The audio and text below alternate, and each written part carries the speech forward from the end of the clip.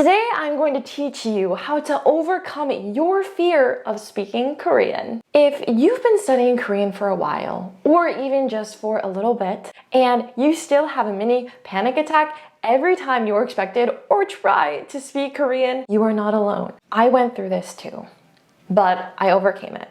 And today, I'm going to show you how you can overcome it as well. Tip number 1, start small. Make goals for yourself. If you're talking to someone and they're speaking Korean, or you're in a group of friends who are kind of speaking Korean, just make a goal to say one sentence entirely in Korean. This is going to help boost your confidence and help show you that you really can speak Korean. And as time goes by and you keep on adding more sentences, it will increase your confidence even further and improve your speaking. At the same time, I encourage you not only to speak to people in Korean, but also speak to yourself, or even just think to yourself in Korean. That's also very beneficial. Studies show that when you speak a language out loud to yourself, you improve your language skills significantly. This is because it allows you to concentrate and pin down your weaknesses. And that deliberate practice is what helps you become better at speaking and language acquisition. So ask yourself questions and answer them as if you're having a conversation with someone. I did this so often when I was learning Korean, and it really helped me become more comfortable in speaking in real life and a lot more natural. I was almost surprised by the results. Yay! Congratulations! Some other things that you can do is speak to yourself in the shower, record your voice and then play it back to check your pronunciation, or make video diaries entirely in Korean so as time goes by you can see how much your Korean speaking has improved. Now, I didn't exactly do this, but I did make a lot of videos when I was studying abroad in Korea, speaking Korean in those videos. Even though it was really awkward at the beginning and kind of embarrassing, I just did it. And I posted them online. And yeah, I still cringe hardcore every time I watch one of those videos. 지혜연이 만나자. 와우. 예, 신난다. This is so cringeworthy. I can't even. Something I also did frequently was combine my Korean and English, just so I could practice using the Korean I did know. 귀엽다. It's really comfortable too. As time went on, though, and I continued speaking Korean to my camera, it became a lot more natural for me to do so. 한국어 수업이 있었어. 한국어로 많이 얘기했어. 좀 어려웠는데 재미있었어? Now, if I was able to post all of that online and not get any hate for it, you have nothing to worry about. No one's gonna judge you, because nobody judged my videos online, which I'm still surprised by to this day. Don't worry about speaking Korean, okay? You got this. Tip number 2, expose yourself to the language. When a child learns their native language, how do they do it? They don't just pop out of the womb speaking their native language fluently. You know, now that I think about it, if that actually happened in real life, that would be really creepy. Yeah, let's not go there. But anyways, the point that I was trying to make is that in order for a child in their native culture, in their native language to speak fluently, they need to be exposed to the language. They listen, listen, listen.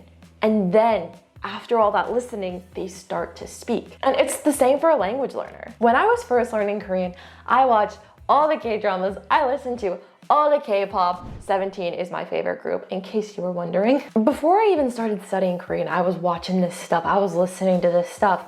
And when I actually started speaking it, I was so surprised by how good my accent was, my pronunciation, and the way that I formed my sentences. It just came out a lot more naturally. That, my friends, is how important exposing yourself to the language and listening to it really helps with your speaking. This is why I personally love studying Korean with FluentU. FluentU is a program that turns real-world media like TV shows, movies, ads, trailers, and so much more into language learning lessons for you. It exposes you to Korean media and enforces it through giving you tons of context. Honestly, with the way it's laid out, it speeds up your immersion process by like 10 times. And not just with the boring stuff. No way, it's got things like Descendants of the Sun, Cheese in the Trap, Blackpink, and tons of BTS. If you take language learning seriously and you haven't already been exposed to FluentU,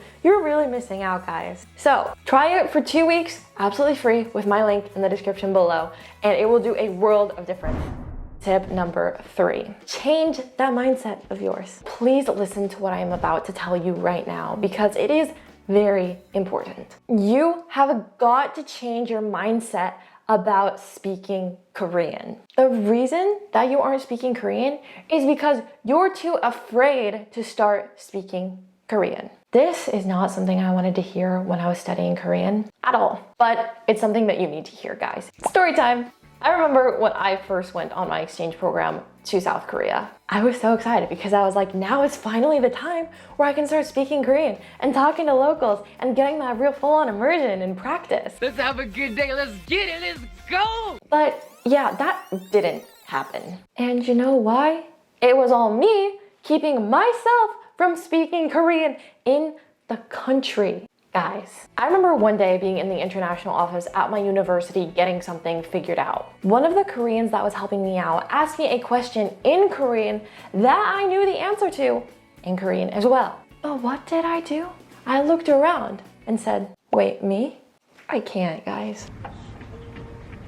And then he switched to English and he was like, oh, I just thought you were studying Korean. I thought I heard that somewhere. And I said, oh, I am. And then he was just like, oh. I just wanted to run out of there like right then and there. I was so embarrassed. Oh my God! That situation just zapped the scared right out of my system. I was more afraid of that situation happening again than speaking Korean and getting it wrong. This brings me to tip number 4. Get over your fear and embrace mistakes. You aren't going to get better at speaking if you don't speak. Start speaking and just make mistakes. It's okay. It's fine. That's how you're gonna learn. I mean, just think about how many K-pop stars speak English in different interviews and stuff. Do they always speak their English correctly? That is an interesting question. What socks? Don't you wear socks? My socks? Do you No, not all the time. Does their English even make sense at times? We are day 6 and we and you are okay. That this is No, it does not. But does that keep them from speaking English to the world? and sync. Jerry pop. Definitely not. You might think or fear that people are going to make fun of you if you get something wrong or judge you when your speaking isn't up to par. But those thoughts are not true. I want you to completely banish that thought from your mind. Throw it away. You don't need that at all. Instead, I want you to congratulate yourself when you make mistakes, because that means you are learning and improving and growing. Mistakes are a good thing when you're learning a language. Tip number 5, be patient and keep practicing. It takes time to get to the level that you want to be at. A lot of the times, you're not even going to really see the progress that you're making. This is what happened to me when I was trying to get better at speaking Korean. The times when someone spoke to me in Korean and I didn't know how to respond. Times when I spoke, but my accent was so bad that nobody understood me and I had to repeat it like 5 times. I had it all, guys. But just focus on your goal and continue moving forward. Focus, bruh. I remember one day it all paid off. Little story time. Me and my friend were on vacation in Korea in Sokcho, and this random guy stopped us and talked to us, the 2 foreign white girls. He spoke 0 English, but I was able to have a full-blown conversation in Korean with him. It wasn't perfect at all, but for me at the time, it was so satisfying to be able to do that. It's moments like that that you realize that you really have improved. So just keep going, keep trying, be patient with yourself, and don't give up.